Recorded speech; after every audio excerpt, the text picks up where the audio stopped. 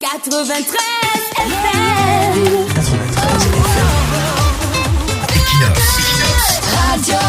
Bonjour, continuons de suspecter le tract de droit de réponse attribué au président du Conseil constitutionnel. Ce tract continue de nous laisser pantois. Nous estimons à nouveau qu'il ne s'agirait pas d'une production du président du Conseil constitutionnel. Beaucoup de curiosité continue de subsister. Lisons un peu cet extrait. Nous le citons.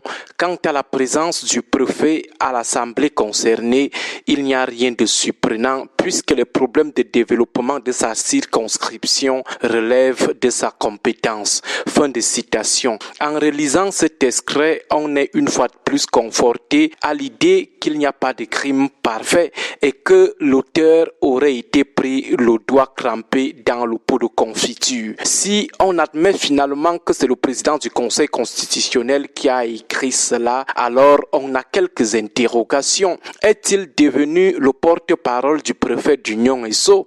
Le préfet n'a-t-il pas de bouche pour répondre lui-même à ceux qui l'accusent d'avoir pris part à une réunion qui s'est achevée par un appel à candidature?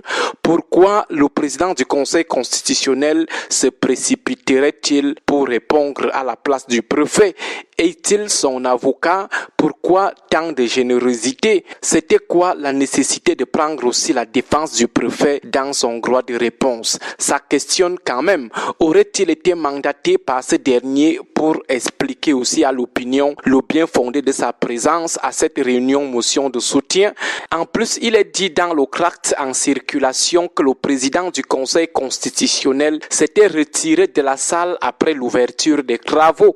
Le communiqué de l'Association pour le développement économique, social et culturel d'Union Esso confirme qu'il était effectivement sorti de la salle. Ce communiqué dit en effet, Monsieur le Président Clément Atangana était certes présent en tant qu'élite du département afin de marquer son élan fraternel lors de la cérémonie protocolaire d'ouverture de l'Assemblée générale, mais il s'est tout de suite et définitivement retiré dès la suspension des travaux, de sorte que ni pendant les travaux en commission, ni lors de la plénière d'adoption des résolutions et de clôture, il n'était plus présent.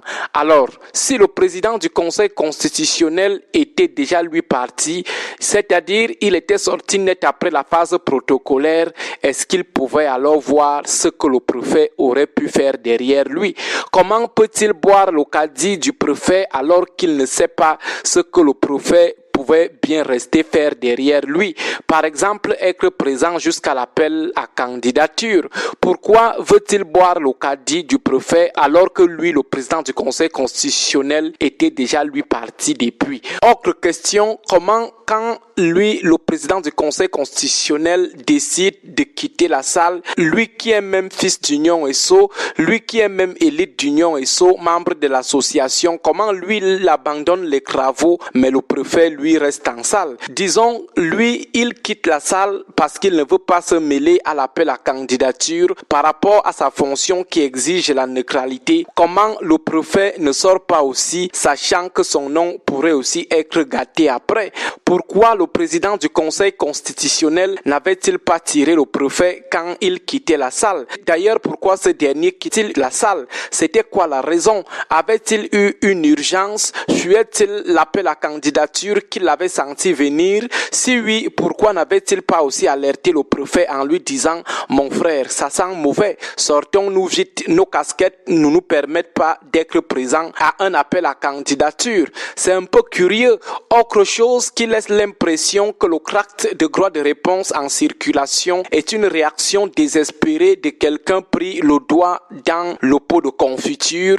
Il est dit dans ce tract, nous citons, que les assises de Mbalmayo ne revêtaient aucune connotation politique. Fin de citation. L'Association pour le développement économique, social et culturel d'Union Esso dit également que l'association est apolitique. Alors, deux préoccupations. La première, comment une réunion d'une association apolitique peut-elle être sanctionnée par un appel à candidature? Sauf à nous laisser croire qu'un appel à candidature est un acte apolitique ou alors que ce n'est pas un acte politique. Deuxième préoccupation, si l'association en elle-même est apolitique, si l'appel à candidature n'était pas à l'ordre du du jour, alors on peut tout simplement dire que le président du Conseil constitutionnel aurait été piégé par ceux qui sont restés ajouter l'appel à candidature derrière lui, sachant que cela ferait débat et l'exposerait à la rigueur de la loi. Ceux qui sont restés signer cette motion à candidature derrière le président du Conseil constitutionnel ne se sont-ils pas souciés de lui? Ils sont seulement passés à l'acte.